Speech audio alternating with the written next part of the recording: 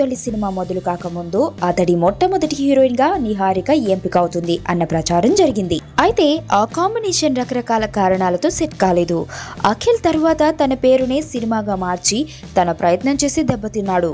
నిహారిక మాత్రం తనపై ఎటువంటి అంచనాలు లేకుండా ప్రస్తుతం నాగశౌర్య పక్కన హీరోయిన్ గా తన అదృష్టాన్ని పరీక్షించుకోబోతోంది.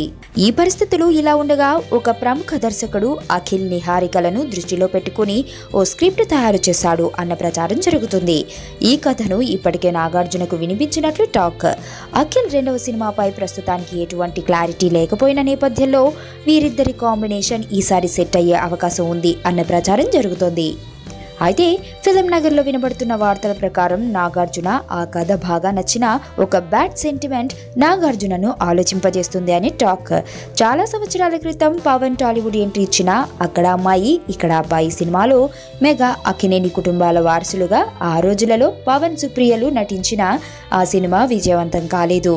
తిరిగి అదే సెంటిమెంట్ రిపీట్ చేస్తూ అఖిల్ నిహారిక కాంబినేషన్ సెట్ చేస్తే ఇప్పటికే కలిసి రాని మెగా అక్కినేని కుటుంబాల కలయిక మళ్ళీ అదే రిజల్ట్ వస్తుందా అన్న అనుమానంతో నాగార్జున ఆలోచనల్లో పడినట్లు వార్తలు వస్తున్నాయి. ఈ సెంటిమెంట్ భయం లేకపోతే ఖచ్చితంగా అఖిల్ రెండవ సినిమాకు నిహారిక హీరోయిన్ గా ఎంపిక కావడం ఖాయమని అంటున్నారు. నా కూతుర్ని కిడ్నాప్ చేశారు రిషి.